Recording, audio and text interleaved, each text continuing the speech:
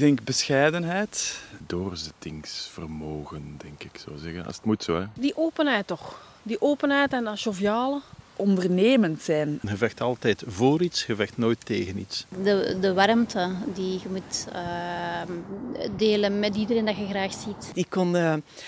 Die kon zo met kleine zinnetjes de mensen blij maken. En dat vind ik dat ik ook heb.